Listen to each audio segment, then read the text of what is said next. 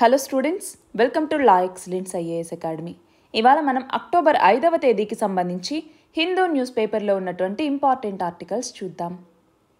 మన first article చూడండి. మన ప్రధాని నరేంద్ర మోదీ ఏమంటున్నారు? ఈ కాన్ఫ్లిక్ట్ హిట్ రీజియన్స్ ఏవైతే వెస్ట్ ఏషియాలో ఉన్నాయో ఇవి మన ఎనర్జీ సెక్యూరిటీకి చాలా ఇంపార్టెంట్ అన్నట్టుగా మాట్లాడుతూ ఉన్నారు. సో దీన్ని ఒకవైపు మనం ఇంటర్నేషనల్ రిలేషన్స్లోను, ఇంకొక వైపు ఎకానమీకి కూడా మనం లింక్ చేసుకుంటాం. సో ఎనర్జీ సెక్యూరిటీ అంటున్నారు. అసలు ఏంటి ఎనర్జీ సెక్యూరిటీ అంటే?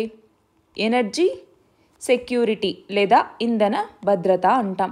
ఏంటి ఎనర్జీ సెక్యూరిటీ అంటే? ఇక్కడ ఎనర్జీ రిసోర్సెస్ అన్నటువంటివి అఫోర్డబుల్ ప్రైస్లో మనకి అవైలబుల్గా ఉండాలి. దాన్నే ఎనర్జీ సెక్యూరిటీ అంటాం. దీని కింద మళ్ళీ 2 రకాలు ఉంటాయి. అవి షార్ట్ టర్మ్ ఎనర్జీ సెక్యూరిటీ అని చెప్పేసి, అలాగే లాంగ్ టర్మ్ ఎనర్జీ సెక్యూరిటీ అని చెప్పేసి. So long term energy security అంటే ఏంటి? ఫర్ ఎగ్జాంపుల్, ఎనర్జీ సప్లైకి సరైనటువంటి ఇన్వెస్ట్మెంట్స్ అన్నటువంటివి రావాలి. సో ఎన్వైరన్మెంటల్ నీడ్స్ అనేవి ఫుల్ఫిల్ అవ్వాలి, ఎకనామిక్ డెవలప్మెంట్ అనేది అవ్వాలి. షార్ట్ టర్మ్ ఎనర్జీ సెక్యూరిటీ అంటే ఏంటి? ఇక్కడ మనకి సడన్గా సప్లై డిమాండ్ బ్యాలెన్స్లో ఏమైనా చేంజెస్ వస్తాయి, ఆ చేంజెస్కి రెస్పాండ్ అవుతూ తగినటువంటి ఎనర్జీ సిస్టమ్ని క్రియేట్ చేసుకునే అబిలిటీ మీద ఇది ఫోకస్ చేస్తుందన్నమాట. ఓకే, ఎనర్జీ సెక్యూరిటీ అంటే మనకి తెలుసు. ఇది ఎందుకు ఇంపార్టెంట్? అసలు దీని యొక్క సిగ్నిఫికెన్స్ ఏంటి? ఎనర్జీ సెక్యూరిటీ ఎందుకు ఉండాలి అంటే ఒకటి మనం గమనించాలి. 2047వ సంవత్సరానికల్లా డెవలప్డ్ నేషన్గా మనం మారాలి అని లక్ష్యంగా పెట్టుకున్నాం. అవునా? డెవలప్డ్ నేషన్ లేదా వికసిత్ భారత్ అంటాం. మరి అలా పెట్టుకున్నప్పుడు దానికి కావాల్సినటువంటి ఫ్యాక్టర్స్ ఏవైతే ఉంటాయో మన భారతదేశంలో, వాటిలో ఎనర్జీ సెక్యూరిటీ అన్నటువంటిది ఒకటి. రెండవది, గ్లోబల్ ఎకనామిక్ పవర్గా మన భారతదేశం మారాలి అనుకుంటోంది. దానికి సంబంధించి ఇన్ఫ్రాస్ట్రక్చర్ క్రియేట్ చేయటం, బేసిక్ నెసెసిటీస్ ఇవ్వటం, అలాగే హ్యూమన్ స్కిల్స్ని డెవలప్ చేయటం, ఈ ఎంప్లాయ్మెంట్ని జనరేట్ చేయటం, మ్యానుఫ్యాక్చరింగ్ని మరింతగా పెంచుకోవటం, ఇలాంటివన్నీ చేస్తుంది. మరి దానికి కూడా ఎనర్జీ సెక్యూరిటీ అవసరమే. అంతేకాదు, ఇప్పుడు ఇంటర్నేషనల్ ప్రైసెస్ అన్నటువంటివి ఆయిల్కి సంబంధించి బాగా ఫ్లక్చుయేట్ అవుతున్నటువంటి టైంలో మన ఇండియా ఎకానమీ అన్నటువంటిది క్రాష్ అవ్వకుండా ఉండాలి అన్నా కూడా మనకి ఎనర్జీ సెక్యూరిటీ అవసరం. ఎందుకు క్రాష్ అవ్వకుండా ఉండాలి అంటున్నాను అంటే, మనము ఇప్పటికీ మన ఇంపోర్ట్స్లో మనం వేరే దేశాల మీదే ఆయిల్ నీడ్స్ మీద ఎక్కువ ఆధారపడుతూ ఉన్నాం. అంతేకాదు, ఆయిల్ కన్జ్యూమర్స్కి సంబంధించి మన భారతదేశం 3rd లార్జెస్ట్ కన్జ్యూమర్. ప్రతి సంవత్సరం దాదాపు 4% మేర కన్జంప్షన్ అన్నటువంటిది పెరుగుతోంది. మరి ఈ నేపథ్యంలో మనకి ఎనర్జీ సెక్యూరిటీ అన్నటువంటిది ఉండాల్సిన అవసరం అన్నటువంటిది ఉంది. మరి ఎనర్జీ సెక్యూరిటీ అన్నటువంటిది మనకి ఉందా లేదా? అసలు ప్రస్తుతం మనకి ఎలాంటి ఛాలెంజెస్ అన్నటువంటివి ఫేస్ అవుతూ ఉన్నాయి ఎనర్జీ సెక్యూరిటీకి సంబంధించి అని చూస్తే, అందులో ఒకటి వచ్చేసరికి మనకి ఏమైనా పాలసీస్ చేంజెస్ అన్నటువంటివి తీసుకొస్తే అవి అంటే ఏంటి? మనం ఇంటర్నేషనల్ ఇన్వెస్ట్మెంట్ని తీసుకోవటంలో ఫెయిల్యూర్ అవుతున్నామా? కోల్ మైనింగ్ అనేటటువంటిది ఎలా ఉంది? అలాగే ఫారిన్ బిల్ట్ న్యూక్లియర్ రియాక్టర్స్ ఏమైనా ఉన్నాయా? స్ట్రాటజిక్ ఏరియాస్ ఏమేమి ఉన్నాయి? హైడ్రోకార్బన్ రిజర్వ్స్ అనేటటువంటివి ఎలా ఉన్నాయి? సో అలాగా పాలసీ ఛాలెంజెస్ ఏమైనా ఉన్నాయా అన్నటువంటిది మనం చూసుకుంటాము. అలాగే యాక్సెసిబిలిటీ అంటాం. యాక్సెసిబిలిటీ అంటే ఏంటి? ఫర్ ఎగ్జాంపుల్, మన భారతదేశ హౌస్ హోల్డ్ సెక్టారే ఎనర్జీ కన్జంప్షన్లో లార్జెస్ట్ కన్జ్యూమర్గా ఉంది. దాదాపు 45% మనకి ప్రైమరీ ఎనర్జీనే యూజ్ అవుతుంది. అయితే ఇప్పటికీ మన భారతదేశంలో 3 కోట్ల మంది ఇండియన్స్కి ఎలక్ట్రిసిటీ అన్నటువంటిది లేదు. అంతేకాదు, దాదాపు 5 కోట్ల మంది ఇండియన్స్ సాలిడ్ బయోమాస్ని ఇంకా కుకింగ్కి వాడుతూ ఉన్నారు.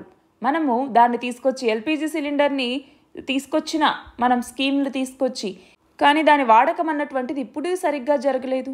అంతేకాకుండా ఇన్ఫ్రాస్ట్రక్చర్ ఛాలెంజెస్ అన్నటువంటివి, దీనికి కావాల్సినటువంటి నెసెసరీ ఇన్ఫ్రాస్ట్రక్చర్ అన్నటువంటిది మన దగ్గర లేకపోవటం, స్కిల్డ్ మ్యాన్ పవర్ లేకపోవటం, ట్రాన్స్పోర్ట్ ఇన్ఫ్రాస్ట్రక్చర్ అన్నటువంటిది లేకపోవటం. సో ఇవన్నీ మేజర్ గ్యాప్స్ అనుకోవచ్చు. అట్లానే మనకి ఎకనామిక్ ఛాలెంజెస్ కూడా. ఎకనామిక్ ఛాలెంజెస్ అంటే ఏంటి? ఫ్యూయల్ సబ్సిడీస్ అన్నటువంటివి పెరగటం, అలాగే ఈ కరెంట్ అకౌంట్ డెఫిసిట్ అన్నటువంటిది పెరుగుతూ ఉండటం, అంతేకాకుండా కోల్, ఆయిల్, న్యాచురల్ గ్యాస్ వీటిలో డొమెస్టిక్ సప్లైస్ అన్నటువంటివి సరిగ్గా లేకపోవటం, వీటన్నింటి వల్ల. ఇంకా మేజర్ రీజన్ వచ్చేసరికి ఎక్స్టర్నల్ ఛాలెంజెస్. దాని కిందకే ఇప్పుడు మనం చెప్పుకుంటున్నటువంటి ఆర్టికల్ వస్తుంది. సో ఇండియా అన్నటువంటిది తన ఎనర్జీ సెక్యూరిటీ చాలా ఫ్రెజైల్, చాలా ప్రెషర్ అన్నటువంటిది ఉంటుంది. ఎందుకంటే మనం ఇంపోర్టెడ్ ఆయిల్ మీద డిపెండెన్సీ అన్నటువంటిది ఎక్కువ ఉంది కాబట్టి, రెగ్యులేటరీ అన్సస్టైనబిలిటీ ఇక్కడ ఉంది కాబట్టి ఇంటర్నేషనల్గా ఏదైనా చేంజెస్ అన్నటువంటివి వచ్చాయి అంటే, ఇబ్బందులు ఏమైనా వచ్చాయి అంటే అప్పుడు అది ఇండియాస్ ఎనర్జీ సెక్యూరిటీని డిస్టర్బ్ చేస్తుంది. సో అది ఒకటి ఇంపార్టెంట్. మరి మన యొక్క ఇంధన భద్రత మీద మనం ఎప్పుడూ వేరే దేశాల మీదే ఆధారపడతామా అంటే కాదు. మన ఎనర్జీ సెక్యూరిటీని ఎన్హాన్స్ చేసుకోవటానికి మనము వివిధ మెజర్స్ని తీసుకున్నాం. ఎలాంటి మెజర్స్ని తీసుకున్నాము అంటే క్లీన్ ఎనర్జీ వైపుగా వెళ్ళటం. సో దానికోసం ఏంటి, మనమే ఇక్కడ రెన్యూబుల్ ఎనర్జీ సెక్టార్ వైపు మూవ్ అవుతూ ఉన్నాం. 500 గిగావాట్ల రెన్యూబుల్ ఎనర్జీని 2030 నాటికి ఉత్పత్తి చేయాలి అన్నటువంటిది మన యొక్క లక్ష్యం.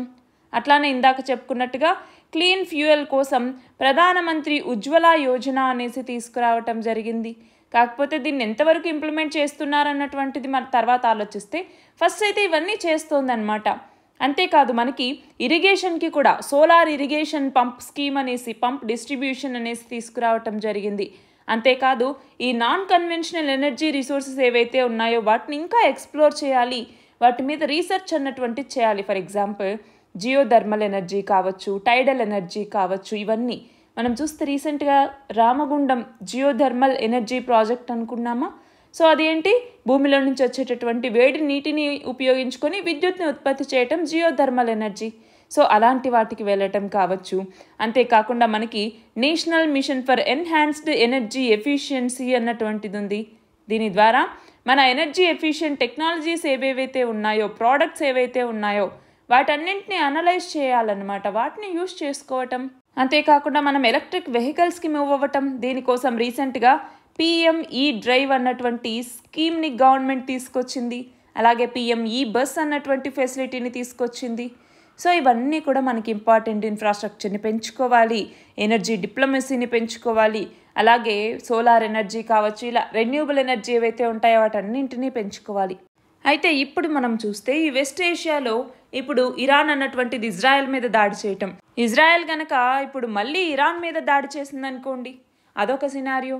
అలాగే ఇజ్రాయెల్కి లెబనాన్లో ఉన్నటువంటి హెజ్బొల్లా గ్రూప్కి, అలాగే ఇజ్రాయెల్కి అలాగే యెమెన్లో ఉన్నటువంటి హౌతీ గ్రూప్కి, అలాగే ఇజ్రాయెల్కి అలాగే హమాస్ ఎవరైతే గాజా స్ట్రిప్లో ఉన్నారో వాళ్ళకి. సో ఇక్కడ మొత్తం కూడా మనము చూస్తే ఒక కాన్ఫ్లిక్టెడ్ రీజియన్ ఏదైతే ఉందో అది ఎనర్జీ సెక్యూరిటీని ప్రభావితం చేస్తుంది.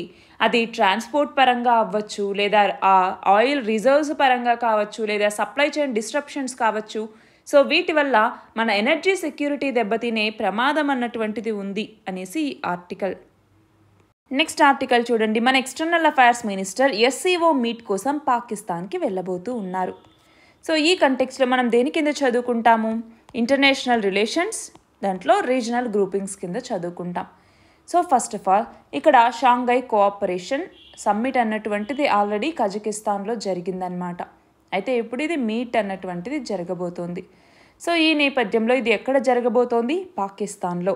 సో దీనికి హాజరవ్వరు అనుకున్నారు, కానీ మన ఎక్స్టర్నల్ అఫైర్స్ మినిస్టర్ వెళ్ళబోతూ ఉన్నారనమాట. మరి ఈ నేపథ్యంలో మనకి అసలు షాంఘై కోఆపరేషన్ ఆర్గనైజేషన్ అంటే ఏంటి, ఎప్పుడు ఇది స్టార్ట్ అయింది, దీని యొక్క ఇంపార్టెన్స్ ఏంటి, అసలు దీని రిలవెన్స్ ఇప్పుడు ఇండియాకి ఏముంది, ఇవన్నీ కూడా మనకి ఇంపార్టెంట్. సో దీని ఆరిజిన్స్ ఏంటి అంటే 1996 సంవత్సరంలో షాంఘై 5 అనేసి ఏర్పడిందనమాట. అంటే అప్పట్లో 5 దేశాలు ఉన్నాయి. ఏంటవి, China, Russia, Kazakhstan, Kyrgyzstan, Tajikistan. అయితే దాని తర్వాత 2001 సంవత్సరంలో ఇది SCO షాంఘై కోఆపరేషన్ ఆర్గనైజేషన్ అన్నట్టుగా పేరు పొందింది. దాంతో ఉజ్బెకిస్తాన్ అన్నటువంటి జాయిన్ అయింది. మరి దాని తర్వాత మళ్ళీ ఇంకొక 9 మెంబర్స్ జాయిన్ అయ్యారు. మళ్ళీ ఇంకొక 2 దేశాలు జాయిన్ అయ్యాయి, ఆఫ్ఘనిస్తాన్ అండ్ మంగోలియా. సో ఇలా వివిధ దేశాల గ్రూపింగ్ ఇది. మరి దీని యొక్క సిగ్నిఫికెన్స్ ఏంటి, ఇంపార్టెన్స్ ఏంటి అనేసి చూస్తే, ఈ ఏషియాలో అందులోనూ ప్రైమరీలీ ఏషియన్ మెంబర్స్ ఉన్నటువంటి ఈ గ్రూప్లో సెక్యూరిటీ ఇష్యూస్ ఏవైతే ఏషియాలో ఉన్నాయో ఆ సెక్యూరిటీ ఇష్యూస్ని అడ్రస్ చేయటం కోసం ఈ గ్రూప్ అన్నటువంటిది ఏర్పాటైంది. సో ఎందుకు ఇంపార్టెంట్, ఇది ఇంటర్నేషనల్ ఆర్గనైజేషన్స్ చాలా తక్కువ సెక్యూరిటీ ఇష్యూస్ మీద ఫోకస్ చేస్తాయి. అలాంటి వాటి మీద ఫోకస్ చేస్తున్నటువంటి ఆర్గనైజేషన్ ఇది. అందులోనూ ఇది మెయిన్గా ఏషియన్ కంట్రీస్ మెంబర్స్నే కలిగి ఉంది కాబట్టి. అంతేకాదు ఎస్సీఓ అన్నటువంటిది దాదాపు వరల్డ్ పాపులేషన్లో 40% కలిగి ఉంది. అంతేకాకుండా జీడిపికి దాదాపు $23 ట్రిలియన్ ఈ ఏమంటాము కాంట్రిబ్యూషన్ కూడా, జీడిపి కాంట్రిబ్యూషన్ కూడా ఇస్తుందన్నమాట. మరి ఈ ఎస్సీఓ అన్నటువంటిది ఇండియాకి ఎందుకు ఇంపార్టెంట్ అంటే, ఒకటి మిగతా దేశాలు చాలా ఉన్నాయి ఈ ఎస్సీఓలో. సో రీజనల్ కోఆపరేషన్ అన్నటువంటిది మనం ఎప్పుడూ ప్రిఫర్ చేస్తూనే ఉంటాం. ఆ నేపథ్యంలో మనం ఎస్సీఓని యాక్సెప్ట్ చేయటం జరిగింది. అంతేకాకుండా ఇప్పుడు మనం ఎక్కడికి వెళ్ళినా కూడా ఏమంటాము, టెర్రరిజంని ఎదుర్కోవాలి అంటాం.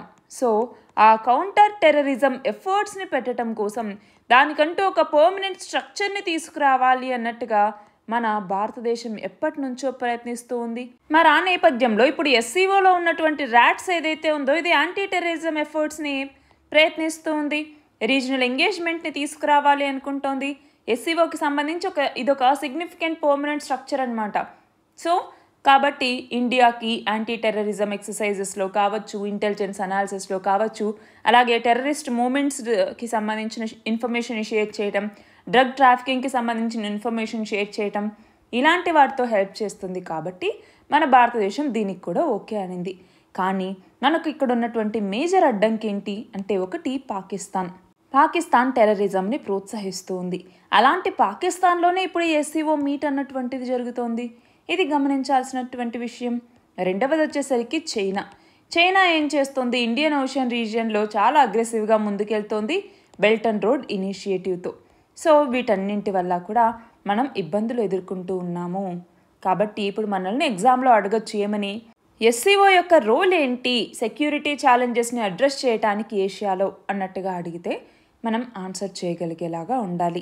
అంతేకాదు 2021లో ఆల్రెడీ అడిగారు మెయిన్స్లో ఏమని, critically examine the aims and objectives of SCO and what importance does it hold for India అనేసి అడిగినప్పుడు మనకి ఇవన్నీ చూసామా. ఇప్పుడు నెక్స్ట్ ఆర్టికల్ చూడండి. ఇన్కాయిస్ సైంటిస్ట్ ఎవరైతే ఉన్నారో వీళ్ళు మన భారతదేశంలో పొటెన్షియల్ ఫిషింగ్ జోన్స్ ఏవైతే ఉంటాయో, ట్యూనా కావచ్చు, అలాగే అదర్ మెరైన్ స్పీషీస్ ఏవైతే ఉంటాయో వాటికి సంబంధించి అడ్వైజరీస్ ఇస్తూ ఉంటారనమాట. మరి దీన్ని దేని కింద చదువుకుంటాము అంటే, డిజాస్టర్ మేనేజ్మెంట్ కింద చదువుకుంటాం, అలానే ఎన్వైరన్మెంట్ అన్నటువంటి టాపిక్ కింద చదువుకుంటాం. సో ఇక్కడ ఫస్ట్ ఆఫ్ ఆల్ ఇన్కాయిస్ అంటున్నాం. ఏంటి ఇన్కాయిస్ అంటే, Indian national centre for ocean information system అనేసి పిలుస్తాం. ఇది దేని కింద పనిచేస్తుంది, మినిస్ట్రీ ఆఫ్ ఎర్త్ సైన్సెస్ కింద పనిచేస్తుంది. ఇది ఒక అటోనామస్ ఆర్గనైజేషన్ అనమాట. 1999లో హైదరాబాద్లో ఇది స్టార్ట్ అయింది. అయితే దీని యొక్క మ్యాండేట్ ఏంటి అంటే, ఓషన్ ఇన్ఫర్మేషన్ అలాగే అడ్వైజరీ సర్వీసెస్ని ఇటు సొసైటీకి, ఇటు ఇండస్ట్రీకి, ఇటు గవర్నమెంట్ ఏజెన్సీస్కి, వీటన్నింటికి కూడా అందజేయటం అనమాట. మరి ఈ నేపథ్యంలో ఇప్పుడు ఏం చేశారు అంటే, మన భారతదేశంలో మేజర్ పొటెన్షియల్ ఏరియాస్ ఏమేమి ఉన్నాయి ఫిషింగ్కి సంబంధించి అన్నట్టుగా చూడటం. సో ఆ ఫిష్ అగ్రిగేషన్ ఏరియాస్ని ప్రిడిక్ట్ చేస్తే అప్పుడు ఏమవుతుంది, ఫిషర్మెన్కి ఆ టార్గెట్ ఏరియాస్ని గుర్తించినట్లు అవుతుంది. సో దానివల్ల ఇటు వాళ్ళకి లైవ్లీహుడ్ అందించడం, అలాగే ఫిషరీస్ సెక్టార్లో గ్రోత్ తీసుకురావటం రెండో దీని యొక్క ఆబ్జెక్టివ్సే. అయితే ఇక్కడ ఏమవుతోంది అంటే, ఇక్కడ ఈ అడ్వైజరీస్ ఏవైతే ఇస్తూ ఉన్నారో వాటిని ఇంగ్లీష్, హిందీ అలాగే 8 కోస్టల్ రీజనల్ లాంగ్వేజెస్లో కూడా ఇస్తూ ఉన్నారు. దానివల్ల 9 లక్షల మందికి పైగా బెనిఫిట్ పొందుతారనమాట. మరి ఇక్కడ ఏంటి అంటే, వీళ్ళు ఒకదాన్ని గుర్తించారు. అదే ఏంటి అంటే మలబార్ సీ అప్ వెల్లింగ్ అన్నటువంటిది. Malabar sea upwelling. So ఇక్కడ ఏమవుతోంది అంటే, మన భారతదేశంలో ఇటు కర్ణాటక, కేరళ, ఇటు తమిళనాడులో ఉన్నటువంటి కొంత ప్రాంతం ఏదైతే ఉంటుందో అందులో ఏం గుర్తించారు అంటే సీ అప్వెల్లింగ్ అంటాం. అప్వెల్లింగ్ అంటే ఏంటి, మనకి కింద ఉన్నటువంటి నీరు పైకి రావటం సముద్రంలో, దానివల్ల కింద ఉన్నటువంటి న్యూట్రియంట్స్ని కూడా అవి పైకి తీసుకొచ్చేస్తాయన్నమాట. సో ఇది ఒక న్యాచురల్ ప్రాసెస్, నార్మల్గా జరుగుతూ ఉంటుంది. దానివల్ల ఏమవుతుంది, ఆ డీప్ వాటర్ ఏవైతే న్యూట్రియంట్స్ కలిగి ఉన్నాయో అవి సర్ఫేస్ వాటర్ కిందికి ఇలా చర్న్ అవుతూ ఉండటం వల్ల న్యూట్రియంట్స్ ఈ సర్ఫేసెస్కి వస్తాయి కదా. దానివల్ల అవి ప్లాంక్టన్ని ఎక్కువ అట్రాక్ట్ చేసుకుంటూ ఉంటాయి. చిన్న చిన్న ప్లాంక్టన్స్ వచ్చాయంటే చిన్న చిన్న ఫిషెస్ వస్తాయి. దానివల్ల పెద్ద పెద్ద ఫిషెస్ అన్నటువంటివి అక్కడికి వస్తాయి. సో అదొక మేజర్ ఫిషింగ్ జోన్ లాగా మారుతుంది. అలాంటి మలబార్ అప్వెల్లింగ్ సిస్టమ్ అన్నటువంటిది ఉంది అన్నట్టుగా అక్కడ పొటెన్షియల్ ఏరియాస్ని గుర్తిస్తూ ఉన్నారు ఈ ఇన్కాయ్ శాస్త్రవేత్తలు. సో దాని ద్వారా ఏమవుతోంది, ఇప్పుడు చిన్న చిన్న ఫిషెసే కాదు, పెద్ద పెద్ద మెకరల్ ఫిషెస్ ఇలాంటి వాటిని పట్టుకోవటానికి కూడా ఇది యూజ్ అవుతుందన్నమాట. మన నెక్స్ట్ ఆర్టికల్ చూడండి, ఇంటర్నేషనల్ రిలేషన్స్కి సంబంధించి. సో మన ఎక్స్టర్నల్ అఫైర్స్ మినిస్టర్ శ్రీలంక విజిట్కి వెళ్ళారనమాట. మరి ఆ నేపథ్యంలో మనకి ఏం తెలియాలి, శ్రీలంకకి కొత్త అధ్యక్షుడు వచ్చారు. ఎవరు ఆయన? అనుర కుమార దిశనాయకే. అంతేకాదు కొత్త ప్రైమ్ మినిస్టర్ కూడా వచ్చారు. మరి అయితే ఇప్పుడు మన భారతదేశ ఎక్స్టర్నల్ అఫైర్స్ మినిస్టర్ ఆ దేశ పర్యటనకి వెళ్ళినప్పుడు రెండు దేశాల మధ్య ఇప్పుడు సంబంధాలు అన్నటువంటివి ఎలా ఉన్నాయి, ఎలా ఉండేవి, ఇప్పుడు ఎలా మారబోతున్నాయి అన్నటువంటిది మనం చూస్తాం. అయితే ప్రీవియస్గా ఎలాంటి రిలేషన్స్ అన్నటువంటివి ఉండేవి రెండు దేశాలకి అంటే మనకి ఎప్పటి నుంచో మనం హిస్టారికల్గా కనుక చూస్తే రెండు దేశాల మధ్య బుద్ధిజం అన్నటువంటిది చాలా ఇంపార్టెంట్ రోల్ని ప్లే చేసింది. అదే ఎకనామిక్గా తీసుకున్నామనుకోండి కల్చరల్గా బుద్ధిజం, ఎకనామిక్గా తీసుకున్నామనుకోండి మనకి శ్రీలంక ఫినాన్షియల్ క్రైసిస్ని వచ్చినప్పుడు ఆ టైంలో మన భారతదేశం శ్రీలంకకి హెల్ప్ చేసింది. అది మాత్రమే కాకుండా డెట్ రీస్ట్రక్చరింగ్ని సపోర్ట్ చేసినటువంటి ఫస్ట్ ఆఫర్ చేసినటువంటి కంట్రీ మనది. అలాగే రెండు దేశాలకి మధ్య economic and technology cooperation agreement అనేటటువంటిది ఉండింది. అలాగే ఇండియా యొక్క యూపీఐ సిస్టమ్ని శ్రీలంక కూడా అడాప్ట్ చేసుకుంది.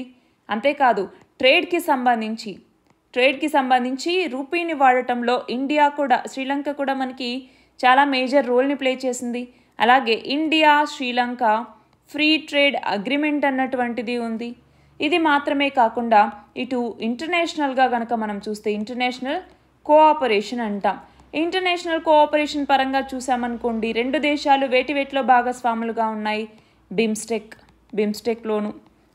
అంటే ఏంటి? Bay of Bengal initiative for multi sectoral technical and economic cooperation అంటాము. రెండవది వచ్చేసరికి సార్క్ అంటే ఏంటి? ఈ సార్క్ అంటే South Asian Association for Regional Cooperation అనేసి పిలుస్తూ ఉంటాము. 1985లో ఇది ఢాకాలో స్టార్ట్ అయిందనమాట. సో వీటిలో మేజర్ రోల్ని ప్లే చేస్తుంది. అలాగే టూరిజంకి సంబంధించి ఈ శ్రీలంక అన్నటువంటి టూరిజం సెక్టార్ మీద ఎంతో బేస్ అయి ఉంది. అలాంటి టూరిజం సెక్టార్కి లార్జెస్ట్ సోర్స్ ఆఫ్ టూరిస్టులను అందించేటటువంటి దేశం కూడా మన ఇండియానే. అయితే ఆ నేపథ్యంలో ఇండియా మరియు శ్రీలంక రిలేషన్స్ ఎలా ఉండాలి? ఇప్పుడు మనం నైబర్హుడ్ ఫస్ట్ పాలసీ కింద శ్రీలంకని కూడా మనం ఇంపార్టెంట్గా చూస్తూ ఉంటాం. అలాగే మనకి ఇక్కడ చాలా స్ట్రాటజిక్ లొకేషన్స్ ఉన్నాయి. ఫర్ ఎగ్జాంపుల్ పాక్ స్ట్రైట్ అన్నటువంటిది కావచ్చు. సో రెండు దేశాల మధ్య రిలేషన్స్కి పాక్ స్ట్రైట్ అన్నటువంటిది కూడా మేజర్ రోల్ని ప్లే చేస్తుంది. ఎందుకు అంటే షిప్పింగ్ లేన్స్ ఎక్కువగా ఉండేటటువంటి ప్లేసెస్లో ఇది కూడా ఒకటి. సో ఇక్కడ రీజనల్ డెవలప్మెంట్ మీద ఫోకస్ చేయాలి. స్ట్రాటజిక్ లొకేషన్స్ ఉన్నాయి కాబట్టి చూసుకోవాలి. టూరిజం సెక్టార్ కావచ్చు, అలాగే ఈజ్ ఆఫ్ డూయింగ్ బిజినెస్, వీటన్నింటినీ ఎన్ష్యూర్ చేసుకోవాలి. అయితే రెండు దేశాలకి మధ్య కొన్ని ఇష్యూస్ అన్నటువంటివి ఉన్నాయి. ఫర్ ఎగ్జాంపుల్ శ్రీలంకలో చైనా యొక్క ఇన్ఫ్లుయెన్స్ అన్నటువంటిది పెరుగుతూ ఉండటం. ఫర్ ఎగ్జాంపుల్ హంబన్తోటా పోర్ట్ని ఈ యొక్క శ్రీలంక అన్నటువంటిది చైనాకి ఇవ్వటం 99 ఇయర్స్ లీజ్కి, అది ఒకటి కావచ్చు. 13th అమెండ్మెంట్ అన్నటువంటిది ఏదైతే తమిళ్ ఎత్నిక్ ఇష్యూకి సంబంధించి ఉందో అది కావచ్చు. కచతీవు ఐలాండ్ డిస్ప్యూట్ కావచ్చు. ఫిషరీస్ డిస్ప్యూట్ అంటే ఏంటి? ఇల్లీగల్ ఫిషింగ్ అన్నట్టుగా మన ఫిషర్మ్యాన్ని అరెస్ట్ చేయటం, ఇలాంటివి కావచ్చు. అలాగే స్మగ్లింగ్ అంటే నార్కోటిక్స్ కావచ్చు, ఇల్లీగల్ ఇమిగ్రెంట్స్ కావచ్చు, గూడ్స్ యొక్క స్మగ్లింగ్ కావచ్చు. సో ఇవన్నీ బార్డర్ సెక్యూరిటీకి కొంతవరకు ఇష్యూస్గా ఉన్నాయి. బట్ ఈ ఛాలెంజెస్ అన్నింటినీ ఎదుర్కొంటూ మన బైలాటరల్ రిలేషన్షిప్ని మనం ముందుకు మరింత తీసుకెళ్లాల్సినటువంటి అవసరం అన్నటువంటిది ఉంది. మన నెక్స్ట్ ఆర్టికల్ చూడండి, WHO ఒక ఎంపాక్స్ డయాగ్నోస్టిక్ టెస్ట్కి అప్రూవల్ ఇచ్చింది. సో దీన్ని మనం దేని కింద చదువుకుంటాం? సైన్స్ అండ్ టెక్నాలజీలో హెల్త్ అన్నటువంటి టాపిక్ కింద డిసీజెస్ కింద చదువుకుంటాం. సో ఇక్కడ ఎంపాక్స్ అంటున్నారు అంటే మంకీ పాక్స్ అనేసి. సో మంకీ పాక్స్ కోసం ఫస్ట్ డయాగ్నోస్టిక్ టెస్ట్కి ఇప్పుడు WHO అప్రూవల్ ఇచ్చింది. మరి దీని పేరేంటి? అలినిటీ MPVX యాసే అన్నటువంటిది. ఇది ఏం చేస్తుంది? ఈ అలినిటీ MPVX యాసే అన్నటువంటిది అంటే ఇది ఒక రియల్ టైం పాలిమరేజ్ చైన్ రియాక్షన్ని యూజ్ చేసుకొని మనకి ఈ రిజల్ట్స్ అన్నటువంటిది ఇస్తుందన్నమాట. అయితే ఇన్విట్రో రీసెర్చ్ యూస్కి మాత్రమే దీన్ని ఇప్పుడు అలో చేశారు. మరి ఈ నేపథ్యంలో మనకి ఎంపాక్స్ అన్నటువంటి డిసీజ్ గురించి కూడా తెలియాలి. సో ఎంపాక్స్ లేదంటే మంకీ పాక్స్ అని కూడా పిలుస్తూ ఉంటాం. ఈ మంకీ పాక్స్ అన్నటువంటిది దేని ద్వారా వస్తుంది అంటే వైరస్. మంకీ పాక్స్ వైరస్ ద్వారా ఇది స్ప్రెడ్ అవుతుంది. ఇది ఒక DNA వైరస్ అనమాట. పాక్సివిరిడే ఫ్యామిలీకి సంబంధించిన డబుల్ స్టాండర్డ్ DNA వైరస్ ఇది.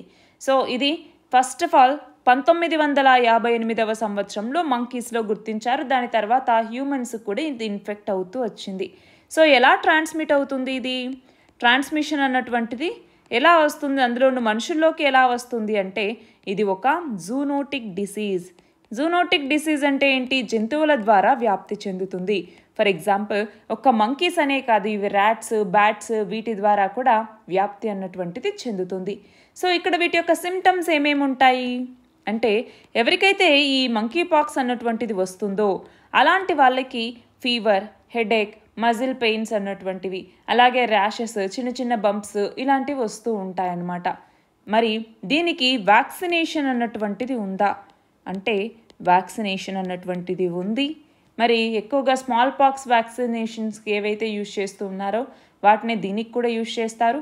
అయితే రీసెంట్గా WHO ఒక వ్యాక్సిన్కి పర్మిషన్ ఇచ్చింది దీనికి సంబంధించి. ఆ వ్యాక్సిన్ ఏది అన్నటువంటిది మీరు కమెంట్ సెక్షన్లో చెప్పండి.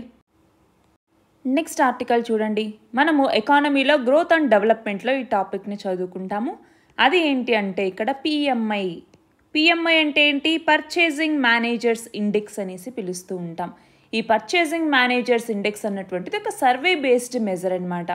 సో ఇది అక్కడ ఉన్నటువంటి రెస్పాండెంట్స్ ఎవరైతే ఉంటారో వాళ్ళని ఈ బిజినెస్ వేరియబుల్స్లో ఎలాంటి చేంజ్ వచ్చింది అన్నట్టుగా వాళ్ళ పర్సెప్షన్ని క్యాలిక్యులేట్ చేస్తుంది అనమాట. సో 1 మంత్కి చేస్తుంది. సో ప్రీవియస్ మంత్తో కంపేర్ చేస్తుంది అనమాట.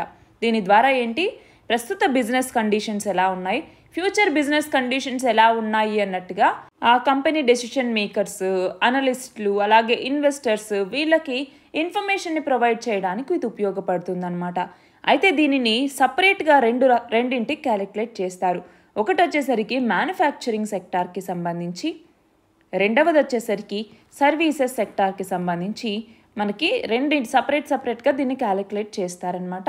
దాని తర్వాత ఒక కాంపోజిట్ ఇండెక్స్ని తీసుకొస్తారు. అయితే ఇక్కడ పిఎంఐ ఏదైతే ఉందో ఈ పిఎంఐ ఇండెక్స్ 0 నుంచి 100 వరకు ఉంటుందన్నమాట.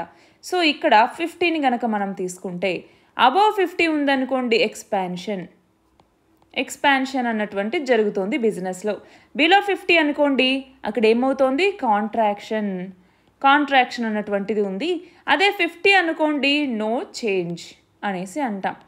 సో పిఎంఐ అన్నటువంటిది ఫర్ ఎగ్జాంపుల్ ఇక్కడ చూడండి ఆర్టికల్లో 10 మంత్ లో పేస్లో వెళ్తోంది. అలాగే ఆగస్టుతో కంపేర్ చేసుకుంటే సెప్టెంబర్లో తగ్గింది అంటున్నాం. అంటే లాస్ట్ మంత్తో కంపేర్ చేసుకుంటే ఇప్పుడు తగ్గింది అంటే ఏమని? ఎకానమీ కాంట్రాక్ట్ అవుతోంది అన్నట్టుగా. సో యూజువల్గా దీన్ని మంత్లీ తీసుకొస్తూ ఉంటారు. దీని ద్వారా మన యొక్క ఎకనామిక్ హెల్త్ అన్నటువంటిది ఎలా ఉంది అన్నట్టుగా క్యాలిక్యులేట్ చేయడానికి ఇది ఉపయోగపడుతుంది. సో లో పిఎంఐ వచ్చింది అంటే ఇది ఒక నెగిటివ్ సైన్ అనుకోవచ్చు. ఇటు మ్యానుఫ్యాక్చరింగ్ అండ్ సర్వీసెస్ సెక్టార్ అన్నటువంటిది స్ట్రగుల్ అవుతూ ఉన్నాయి ఓవరాల్ పర్ఫార్మెన్స్ కోసం అన్నట్టుగా మనం చూడొచ్చు అనమాట. ఇవి ఇవాల్టి important articles. All the very best and thank you very much.